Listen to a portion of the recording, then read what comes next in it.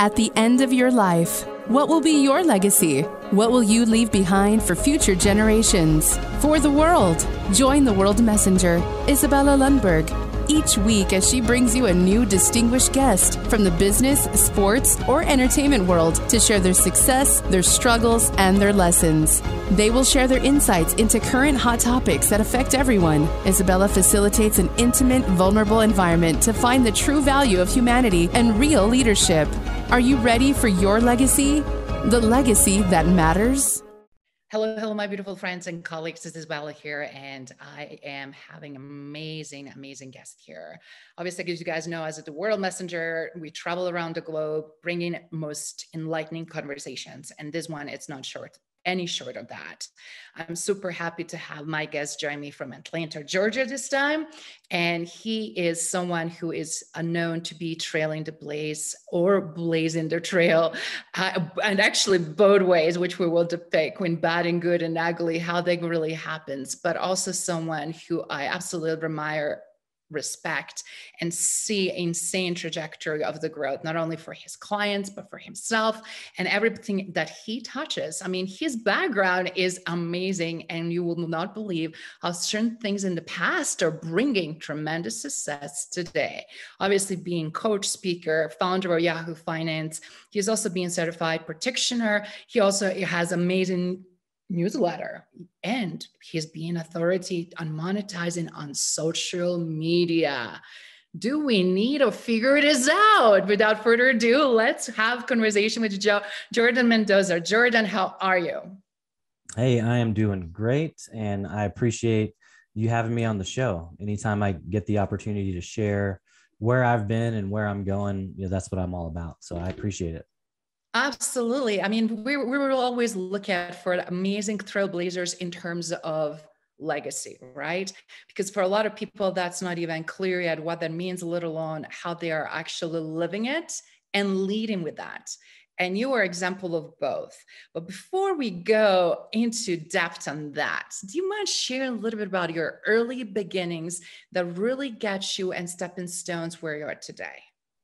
Yeah. Oh man, I would love to dive in. My beginnings started very humbly. I actually grew up in the Pacific Northwest in Portland, Oregon, and I was actually raised by a mom that had just one lung.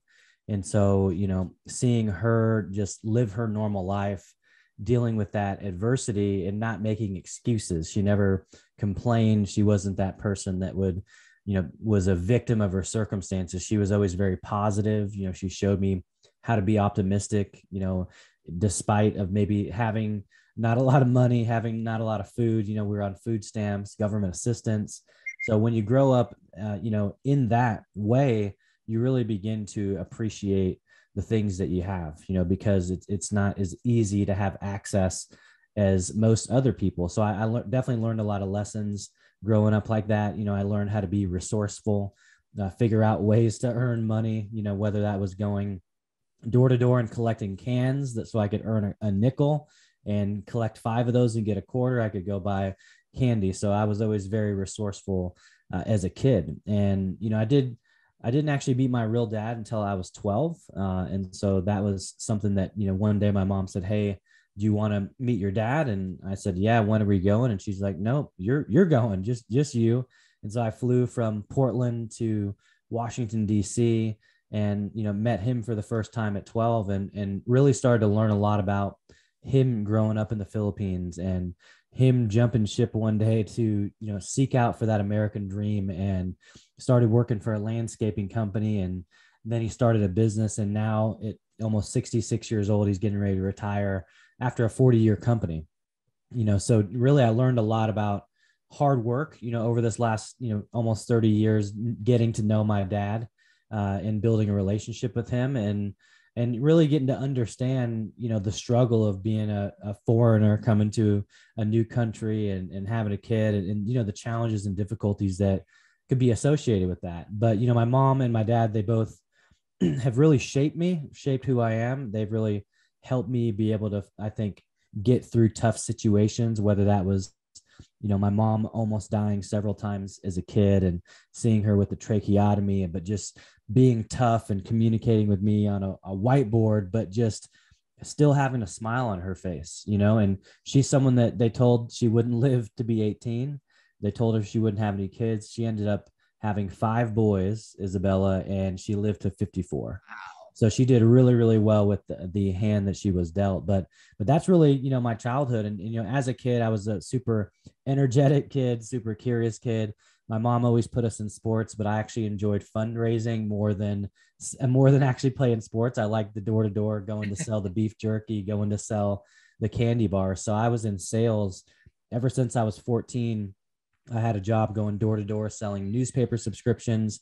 And I really learned a lot about people. When you are selling, you learn a lot about people with face-to-face communications. You learn, how to get your words in quickly. You learn how to relate to people, how to use things that you see in your environment that might give you an advantage in conversation. And so over the years, I did a lot of sales jobs until 2006 when I got into property management. And this is right after our oldest now was actually born, who is now almost 18.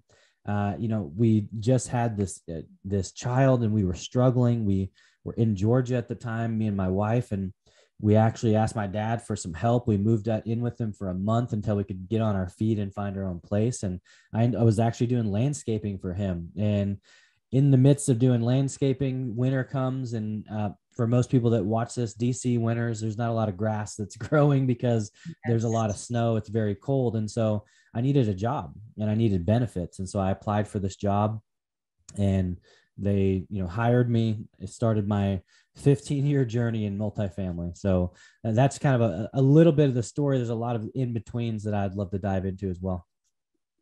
That's fantastic. And again, thank you for sharing, because what we really carry from home, right? What we learn or did not learn help us or affect us later on in life, and lessons that really are stepping stones for that success and trajectory of succeeding, not only emotionally, mentally, physically, but also, of course, financially and otherwise. So from that foundation, obviously, from family homes and dealing with different portfolios and people, you dived in later on, obviously, into sales more so, and then became so super effective in marketing. How did you got into marketing to begin with, and how did you get so good at it? Yeah. So, if I think about my career, my journey, ever since I was 18, my first kind of real job after high school was working for a company that did promotional sales and marketing. And, the difference in it was a similar role at 14 going door to door, but the difference is these companies had structure. They actually had, hey, you're going to introduce yourself when you talk to somebody. You're going to give them a short story about, who you are, why you're there. Then you're going to give them your actual presentation.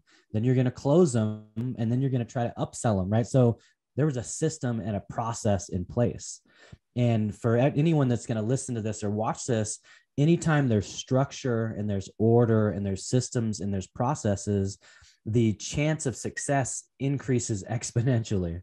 If you tell a child, right? I have 5 children. If I tell my son, hey, when you're riding your bike, the first time he was riding it without training wheels, don't just fall off like you're meaning to fall off. Actually attempt to catch yourself, because it's in those moments of catching yourself that you're going to learn balance and stability, and it's going to teach you how to fall. So that way, when you fall, you're not truly falling because you know what to do. And so as he got that down, he went from falling off of his bike to having a system and a process that he put in place. And now he no longer falls. He can just kind of guide himself off of the bike. So that's what systems and processes do. And so working at 18 years old, I learned systems and processes. I learned things like, how to have a great attitude, how to be on time, how to be prepared, how to work a territory correctly. I learned a lot of these skill sets that people today in 2022 could even benefit from. I learned that I needed, if I was in sales, I had to smile. I had to maintain eye contact with my prospect. I had to be enthusiastic, because if I had those three ingredients, my level of closing would be exponentially higher. So I was learning these things at 18 that I didn't know were going to really help mold and shape who I am for the rest of my life, because if you can get past a lot of the mindset stuff that comes with having 100 people tell you no every day, and you can have a high level of success at that really down the road, because by the time I turned 22, I heard over 200,000 people tell me no. And that really helps, build tough skin.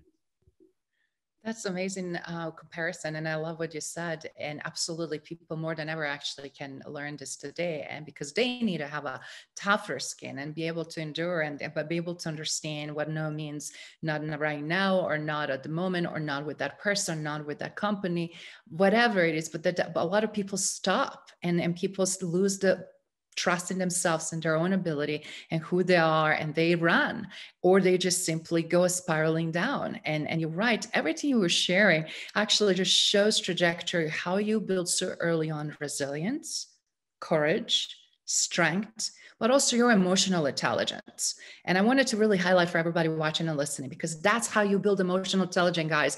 Not by reading a million books, not by quoting a million people, by living it and exuding it and getting better at it. And one additional thing I just want to quickly add before we get back to Jordan is he built also his hugely social intelligence, social awareness of others, how he interjects himself, and then how others are reacting and how to position for that success. And a lot of people don't talk about social intelligence because guess what, guys? That's what we're right now doing. We're socializing, we're leveraging media, digital footprint, but ultimately we're looking at reaction based on our actions, aren't we? 100%. Yeah. And, we all need and are meant for connection. That's one thing that I think a lot of people started to lose during the heart of the pandemic, is people got used to being disconnected. But as human beings, we're created for this. Like, we need to be connected with other people to help us along our journey. It's a lot easier to go places when you have other people that are feeding into you, that are there for the good times. They're there for the bad times. But the only way that you can do it is if you show up. And that's something I'm telling my clients all the time is, if you don't show up, no one's going to know who you are, so if this is you, if you're listening to this and maybe you've been afraid to put yourself out there, but you've got a lot of great information, which I believe that you do, because we all have gifts and talents and abilities in us, but sometimes those limiting beliefs can get in the way. And I remember being there, I remember being there in 2019 before my mentor, Brian Schulman, looked at me and said, man, you're going to have a bigger brand than me one day. And he made that deposit in me. And sometimes that's what it takes, right, Izabela? Sometimes we need someone else to see something in us that we may not see at that direct moment.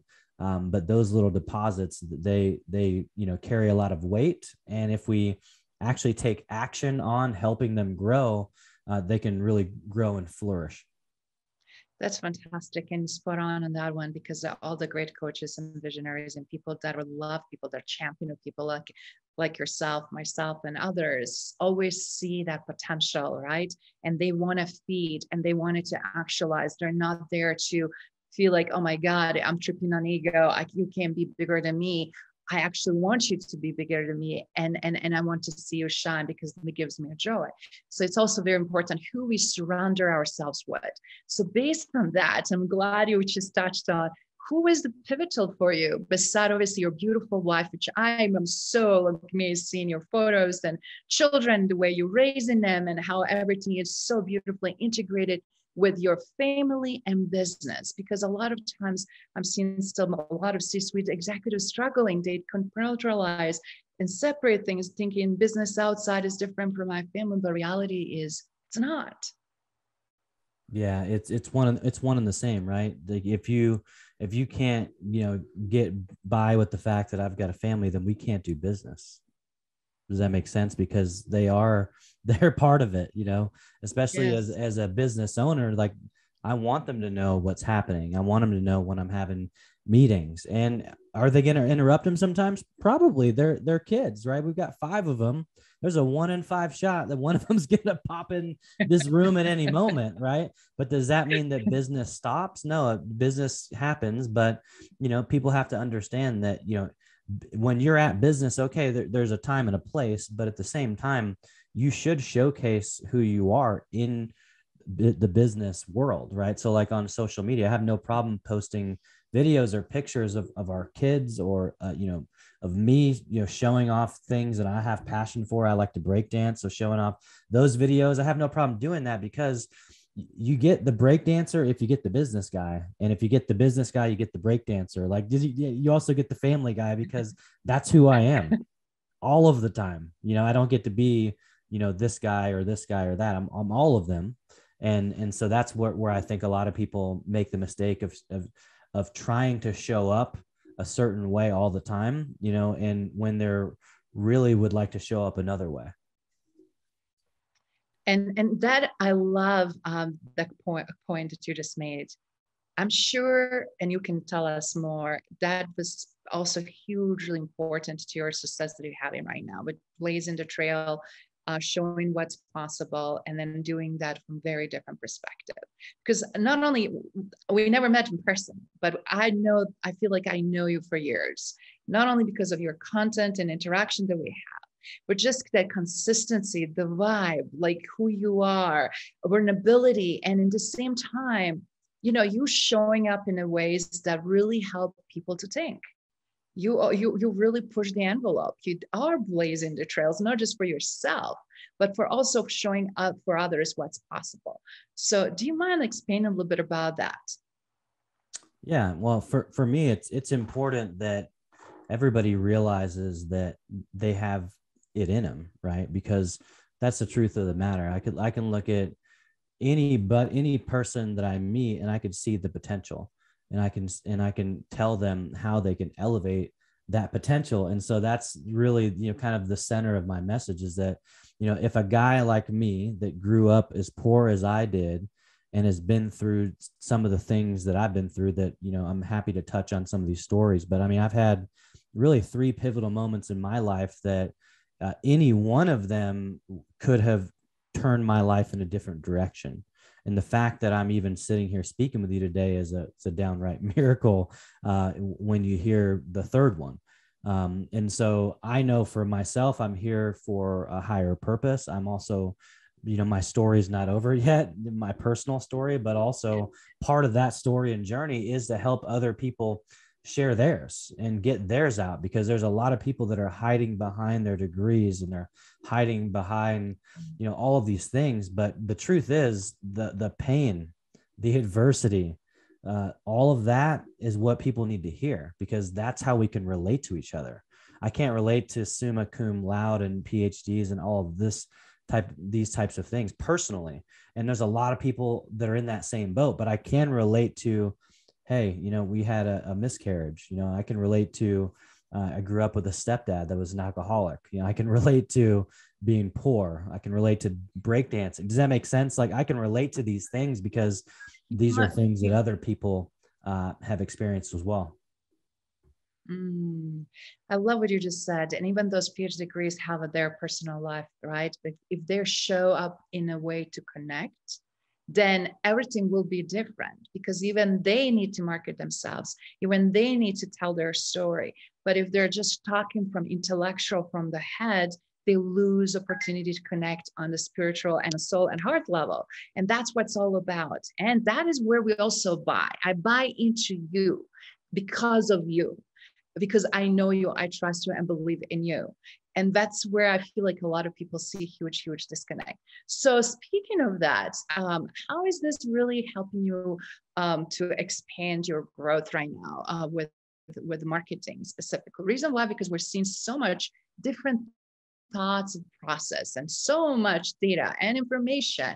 And yet it's still so difficult for so many to gain the traction. What would you say? What is the main reasons for that? And what would you recommend to do differently? Yeah. So when it comes to social media, and and honestly, it doesn't matter which platform you're on. The place I always start with is I always ask the question, what does your foundation look like on that platform? And what I mean by that is, take a look at your bio, right? What is on LinkedIn? What does your profile look like? Is it actually optimized and ready for people to go to it and do a search on you? Is it optimized from SEO perspective? Is it optimized from a keyword perspective? Is the background good? So are these foundational things in order? Because I think the mistake that most people make, at least when I'm, talking to prospective clients and clients that I actually work with, is they just create it and then they start putting stuff out. And, when you're building a house and if that foundation, isn't strong, in a short period of time, things are going to start to fall apart, right? That's why, you see these neighborhoods that are being put up in 45 days to 60 days. And you only wonder, like, how long is it going to take for this house to just completely fall over because it's not on a strong foundation. So that's the advice I give everyone, is make sure your bio is optimized. If you don't know how to do that, talk to an expert that focuses on that platform and invest in your business, invest in yourself. When we hire someone has the information that we need, it actually gets us to have that knowledge so that when we can actually pass that to somebody else, and so that's where I would tell everyone, if you're gonna put out any type of content or have a strategy, make sure that your bios are dialed in and optimized. And again, that's going to look different on each platform. It's going to look different on Instagram. It's going to look different on TikTok. But when you can do that and have that foundation, now as you're putting out content and people come to your profile, it's in a place has a clear call to action. People know who you are. They know what you do. They've got deeper context, and it truly is ready to get you more visibility. That's great. And I'm glad you touched on the reason why I'm saying this, because that's the way we also discover what other people are doing. And because you optimize it so well yourself, made it very clear, concise, and not only any of these social media platforms, but also, as you said, call for action, you're getting some really interesting clients. Share some success stories, like you were really interested in logo. You have a lot of interesting stuff there on the desk. It seems like you have some book there and some collab that is happening. So tell us how this really translated into success for you. Yeah, I mean, well, there's some really cool things that happen when you start showing up, when you start putting out content on a consistent basis. One cool thing that happened is I got a brand deal, a brand partnership with a company called DaySlice. And DaySlice, they have, calendar scheduling services, payment processors, things like that. But, I was able to bring in close to $1,000 in revenue for about an hour's worth of work, because of social media. They found me, I think, on TikTok, actually, right? So they saw the content I put out and they cold outreach to me, and that turned into, a partnership, right, guys? And so, right. But that's what can happen if you're showing up, and another cool thing that happened is, I connected about a year ago with a buddy of mine, Ruben Alvarez, and he said, "Hey, I'm writing a book called Brand Sharks. I think you're a brand shark and you need to be a part of this journey." And now I'm a published author, of a book that came out a couple months ago. And, congratulations. Yeah. And listen, that's exciting, right? But that happened because I built an audience. I built a brand. I couldn't be a brand shark if I didn't build a brand. Well, how do you build a brand? You got to show up. You got to put yourself out there consistently. Does that make sense? Yeah. And then, so the hat that I'm wearing, the shirt, I've got a client called Chefpreneur, and man, I'm so bought into their vision, their mission, and everything they do. Their role is they actually help, really talented chefs, cooks, home cooks, whatever. If you have a talent and a skill set to cook, they'll teach you how to run a 6-figure personal chef business in 90 days. And man, they've got this thing dialed in. They don't just help out with the branding, but they help out with getting your business licenses in order, your website, your branding. They actually hire me as the consultant for all the social media optimization, the reputation management through Google My Business and Yelp. I have that. And then I'm also about to finish a digital course that's designed specifically for chefs that teaches them how to leverage social media to bring in clients. And so what a cool collaboration to be able to take the skill sets and the things I'm helping daily clients with, and help, a singular client on multiple levels. But these are things that happen though, guys, when you put yourself out there, when you talk about, what you do and share it, because one thing I say to clients all the time is closed mouths do not get fed. If you don't have your mouth open, if you're not talking about what you do, because I know it feels like sometimes that no one's looking and no one's watching and no one's listening, but they are. And there's plenty of people that have reached out to me that are now clients that never liked a thing, they never commented, but they just send one simple message that said, I want to know how to work with you, because people are watching. I love what you're saying, because I also notice if you pay analytics, statistics and analytics, how many companies are paying attention. And as you said, they will not do that. But then when you start having 50, 60, 100 people from Amazon, for example, checking what you do, or other major companies, that tells you you're doing something very, very right. But you also have some really cool stuff behind you. Okay, I have to say, as a kid in me, I want to know, what are those little figurines behind there? Oh yeah, so I've got I've got a ton of stuff. So this is from Teenage Mutant Ninja Turtles. This is like from 1991. So you got something that's over 30 years old, and then this is April O'Neil, so we have a lot of like older toys that we just had for a long time. And then of course, Bob Ross. I got this for somebody gave this for my birthday. What a character, Bob Ross, the painter. Yes. Yeah. And then some sports figures and stuff like that. So I'm big into collecting things. I collect sneakers, I collect sports cards. And so, for me, it's like, how do I showcase a little bit of my personality and something that I like? So I was like, I'll throw it behind me. I said, there's going to be people that like it, and people that don't, and it's okay. Right. We all have different tastes and perspectives and things like that. But it's interesting though, because most people do ask questions like, what's back there? What does that say? And so it's a good conversation starter for sure. Absolutely. But also shows, as you said, different layers of your personality. But Jordan, your name is Jordan, and you're now telling me you're collecting sneakers. Come on. Are we talking about Jordans or something? Yeah, lots of Jordans, Adidas. So actually, not a lot of people know this, but I had, a sneaker business for years, like selling sneakers, and it was a side hustle, but I would get new releases and get them for the retail price and then mark them up, and sell them for profit, just ones that are really desirable. And so, I had that business for a number of years. And now my son, who's almost 18, he's doing that. He now buys them and he flips them. And so he kind of learned that from me, but it's fun. I enjoy the culture, the hobby, lots, having a lot of sneakers as a kid, because I had friends that worked at Nike and they would get them. They could go to the employee store and get them 50% off. And so I would get them at 50% and I would sell them for retail. So I was, I'm always in like, how do I turn one profit into a larger profit? Like, how do I increase my profit margin? So, but I've been doing that for a long time. And of course it comes handy in business, right? Because if you're not increasing your profit margins, especially if you're looking at any social media right now, everything's saying that things are going down. There's this recession and there's things like that. Well, you have to pivot, guys. You have to make adjustments. If everything went up 30%, but your prices didn't, it's like, hello, you might want to take a look, take an inventory and make that adjustment as well. And it doesn't mean that you're going to go and try to gouge everybody. Like that's not being honest. So make sure that your services are valuable enough to be increased. That's advice I would highly give you, but you also have to pay attention to the marketplace. That is excellent point, because a lot of times people they go in that flight and they run away from things or ignore it, pretend it's not happening. Some people immediately go head on. And some of them trying to stay on the fence, neutral, trying to see which way wind's gonna blow. And I was like, guys, come on.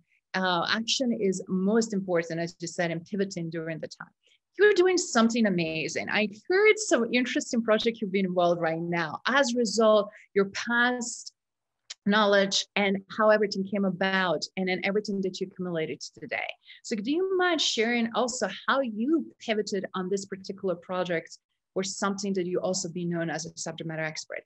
and how everything actually, whatever we do, builds up and creates some amazing opportunities that a lot of times people underestimate. Yes. Yeah. And it's interesting. So one thing I'd love to just make sure everyone clearly hears here is that you're going to be told in the corporate world, maybe you're in a corporate job today, maybe you've had one in the past, or maybe you're going to have one in the future, but you're going to be told things that may not necessarily be true. And one of the things I was told is that, hey, you're not very creative. Like I had a former boss literally say this to me after I had created 6 sales training classes that year alone. And he still said that to me. And I think he was trying to push me out the door and whatever. But sometimes people say things to us out of fear because they're afraid that if we let that out, that we may overtake them. So I just there's someone I know that's going to listen to this that really needs to hear that, because you might be in that position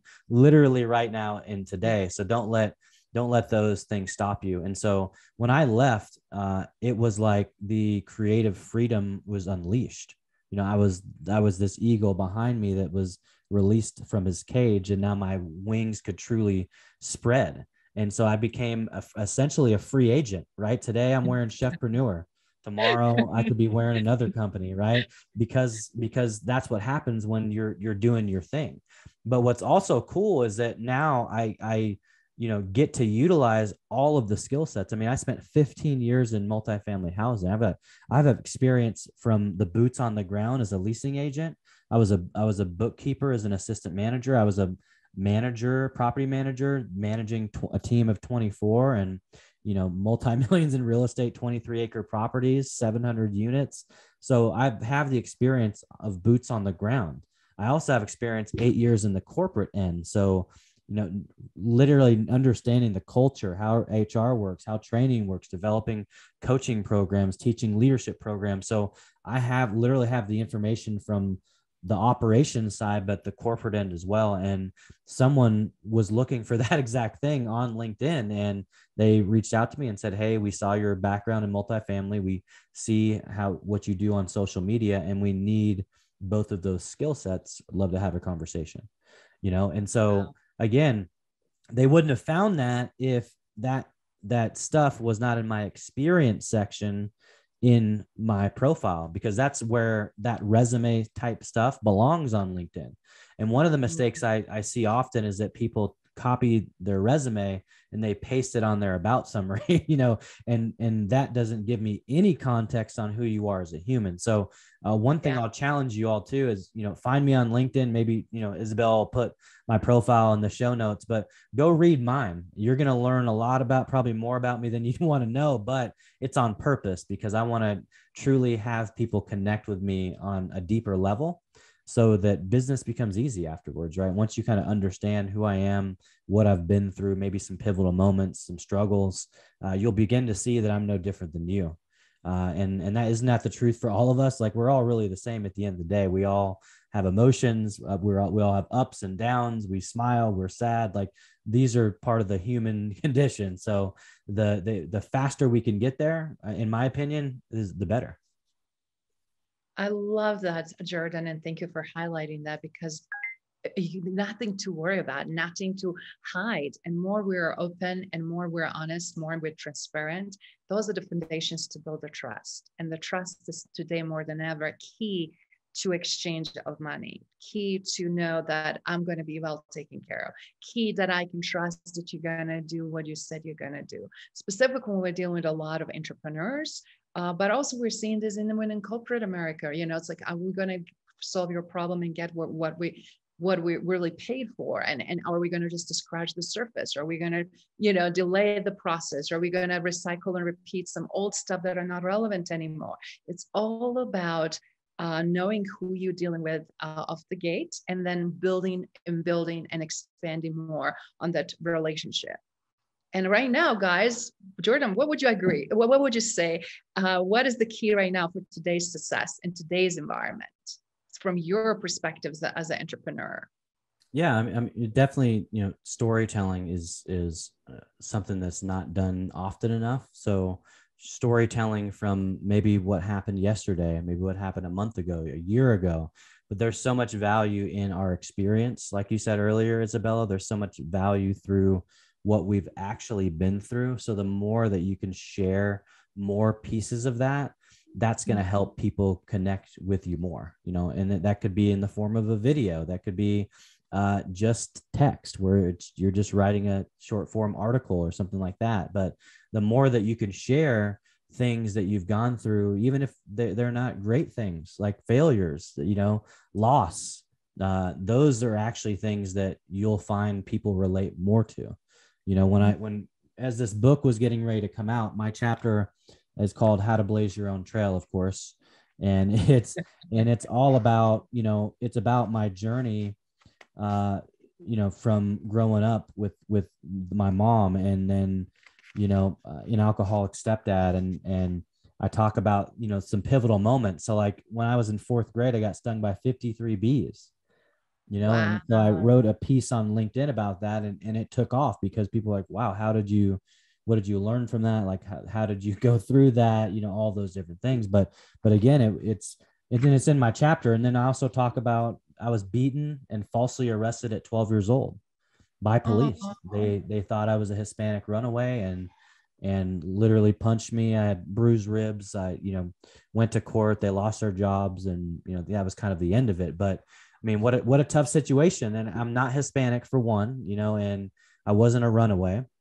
And I went to that 7-Eleven every day and knew the lady at the store, and still someone, you know, racially profiled me and used police brutality, and, you know, what a tough experience. Right. But I still was able to extract a lesson out of that. And it taught me that people make mistakes. Doesn't matter what position you're in, what rank you're in society, like people are going to make mistakes. But what I learned from my mom is something called empathy. You know, I got to see her suffering, and it made me have a heart for people. So even in that moment, I didn't want to pursue any long legalities. I just wanted them to lose their jobs, and, you know, I'm going to go on with my life. And so, you know, that's, again, adversity gives us strength, right? It enables us to see through a different lens. And then my other moment I share in my book is at 19, I got in a near fatal accident. We were going over 70 miles an hour, flipped several times. My buddy was ejected that was driving the vehicle. I was injured, had to have 52 staples between two legs, was told I might not walk again, laser surgery. And somehow he made a full recovery. I made a full recovery in 6 months, and shouldn't have survived it. Like, you look at the truck, like, shouldn't, you know, so we had some guardian angels on our side. There was a few off-duty EMTs happened to just be passing by, was able to call the ambulance and the helicopter to life flight my friend and get me to the hospital, you know? So, but these moments, again, these are things that help shape us. They help define us, because I can look at any of these situations I've been through and try to play the victim card. Like, why did this happen to me? Or I can say, why did this happen for me? You know, what can I gain through these experiences? And now at 41 years old, how can I look back and extract more lessons to help more people through my adversity? You know, because our stories and journeys, I truly believe they're not for us, but they're for us to share with other people in the hopes that we can inspire people to be something different, to see something different, or to act differently, and maybe have a perspective shift, because it just takes a little bit of a shift, at least in my personal experience. A little perspective shift can make a lot of headway from a momentum standpoint. that is amazing. Again, and thank you for sharing that, because everything that happens to us should be a stepping stone to make us stronger, better, wiser, and to make us smarter, better decisions, right? And you're definitely living proof of that and what that looks like. And I love how you are also very centered, how you are very clear of your vision and where you're going, as well how you're living and leading your legacy. So with that in mind, do you mind sharing what is in the bucket list left? Where are you headed? And what would you like to leave as your legacy? Yeah, from a legacy standpoint, you know, main one. So my ancestry, if you will, my great grandmother was a full-blooded Chippewa Indian. You know, she grew up on the reservation, was born on the reservation in 1908. And when she passed away, actually, my mom inherited land, 120 acres in Montana. And when my mom passed away, her 5 boys, me and my brothers, each inherited the land. So we all have 20 acres each in Montana.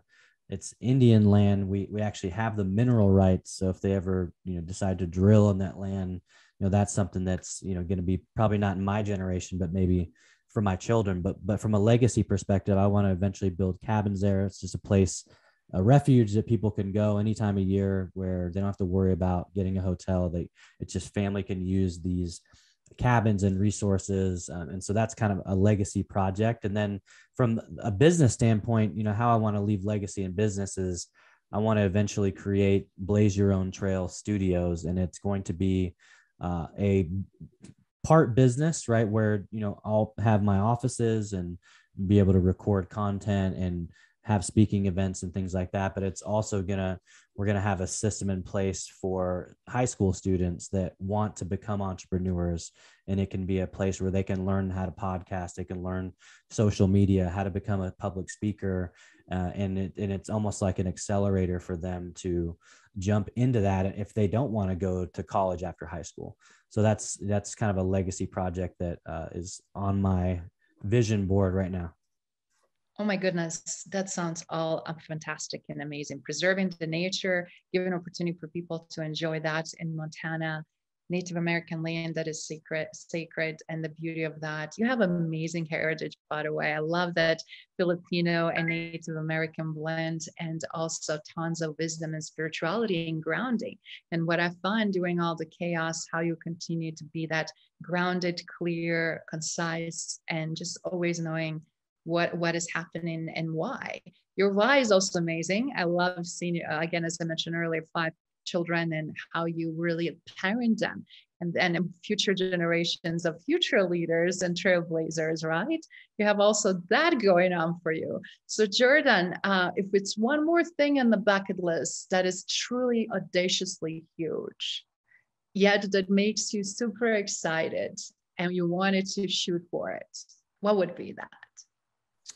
Man, there's definitely a ton of those, but I think one would probably be, being able to take my entire family, because they haven't gone yet, but being able to take all of the kids, my wife, back to my grandparents' house in the Philippines. And this place is the reason why it's so special to me is I took a trip to the Philippines. I just actually published a newsletter about it at 16. So I flew from Portland to Seattle to Osaka, and then Osaka to Manila, and then took an 8-hour jeepney truck ride, 8 hours up to the mountains, and eventually got to the Abagatan, which is in Filipino means the old house, and it's my grandparents' house. And the gifts that I got while there are things that I'll never forget. When I asked, where do I go take a shower? And they said, you're in there. And I went to a room and there was a big bucket. And then inside the big bucket, there was a little bucket. And my cousin said, you take the big bucket, or you take the little bucket, you walk down there, and he points to where there's a water pump 20 yards away.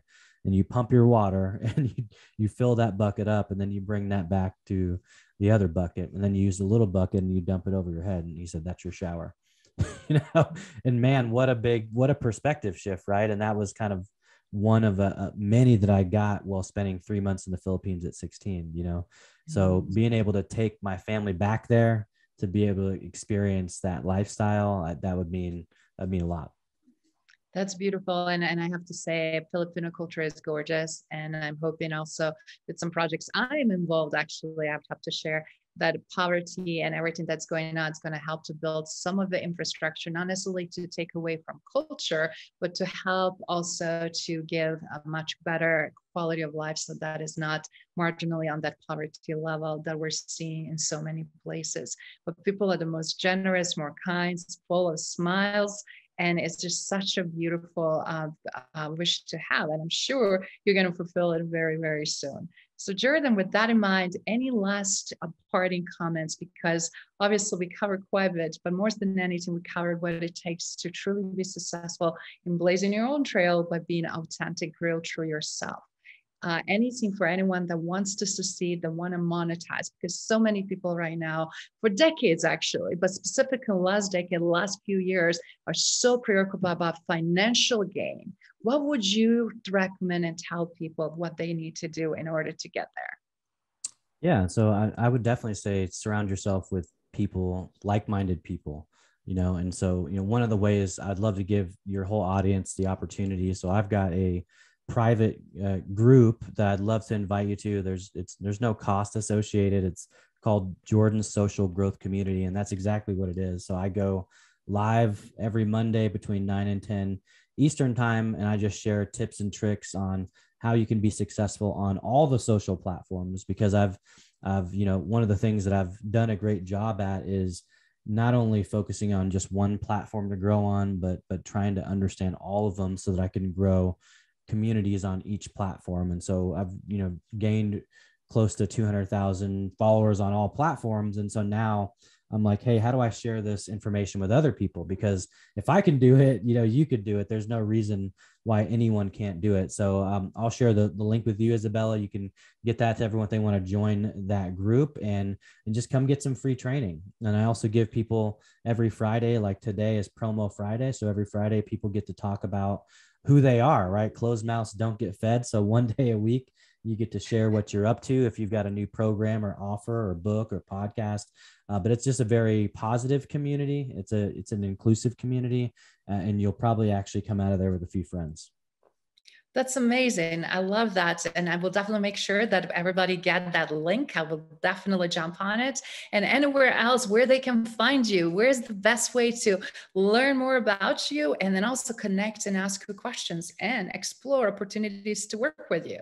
Yeah. LinkedIn is great. You can find me on there. So I just published, she mentioned the newsletter. I'm getting ready to publish the 4th edition, and we've already crossed 12,000 subscribers in 4 weeks. It's amazing. The response from people has been incredible. The feedback I've gotten, the messages, the shares, it's just been, it was mind blowing. And it's funny because I was afraid to publish. I had the newsletter idea a year ago, but just like, I'm a human just like you are. I had this limiting belief, like, who's going to read this thing? And the first day I had 7,000 subscribers, and I was like, oh, wait a minute. Maybe people do want to read. Maybe people do want to read it, but again, we this happens to us, as humans, because there's none of us are perfect. We're all, imperfect people on an imperfect planet. And the faster we can realize that, the better. It's going to help you along your journey for sure. Amazing. Thank you so much, Jordan, again, being with us here today on Legacy Leader Show and sharing all those wonderful golden nuggets. And we look forward to seeing you and down the road where you headed, and then get you back. Okay. Have a fantastic rest of your day. You too. Thank you for listening to Legacy Leader Show. If you enjoyed the content and had a positive experience, then please leave us a positive rating. In addition, leave us a positive review whenever you are listening on whatever platform there might be. Make sure your friends and family also know about the benefit and value that we provide and what we have to offer. Cheers.